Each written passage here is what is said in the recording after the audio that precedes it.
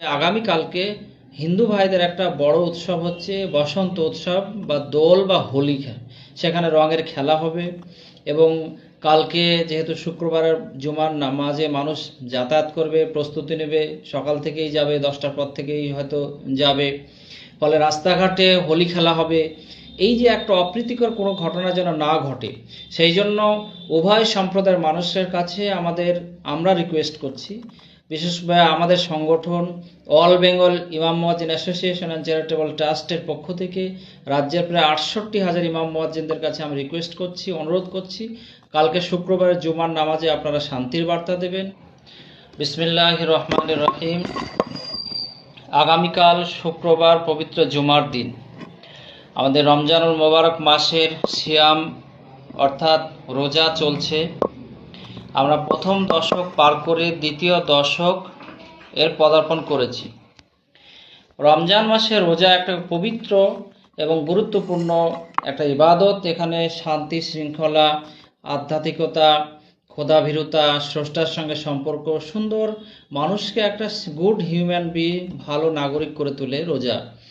ফলে সহানুভূতিশীল হওয়া যায়, পরধর্ম সহিষ্ণুতা হওয়া যায়। ফলে এই রমজান একটা শিক্ষা দেয় যেমন শান্তি বার্তা, তেমনিভাবে আগামীকালকে হিন্দু ভাইদের একটা বড় উৎসব হচ্ছে বসন্ত উৎসব বা দোল বা হোলি। সেখানে রঙের খেলা হবে এবং কালকে যেহেতু শুক্রবারের জুমার নামাজে মানুষ যাতায়াত করবে, প্রস্তুতি নেবে, সকাল থেকেই যাবে, 10টার পর থেকেই হয়তো যাবে, ফলে রাস্তাঘাটে হোলি খেলা হবে।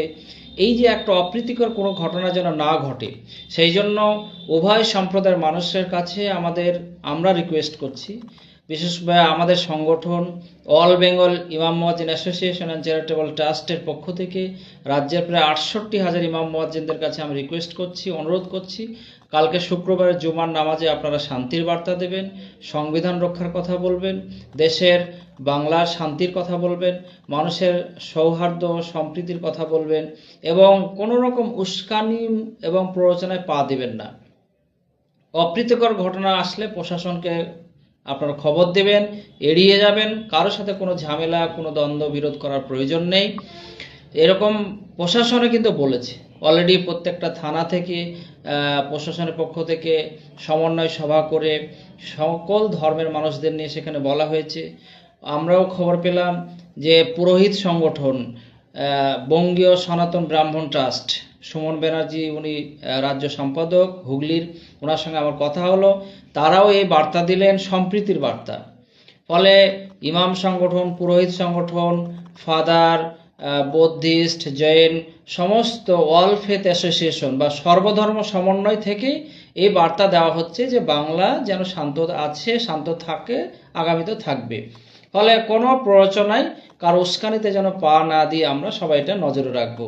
আর ইমাম সাহেবরা, আপনারা নিউ জেনারেশন, বিশেষ করে অল্প বয়সের ছেলেমেয়ে, তাদেরকে আপনারা একটু গার্জেনদের সচেতন হতে বলবেন যে তারা সোশ্যাল মিডিয়াতে যেন উল্টোপাল্টা পোস্ট না করে।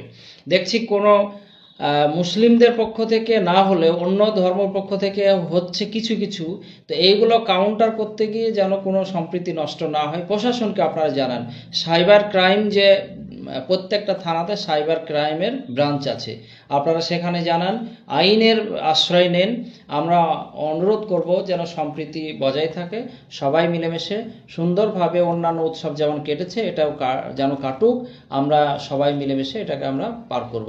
ধন্যবাদ। আমি নিজামুদ্দিন বিশ্বাস, রাজ্য সম্পাদক অল বেঙ্গল ইমাম মুয়াজ্জিন অ্যাসোসিয়েশন অ্যান্ড চ্যারিটেবল ট্রাস্ট।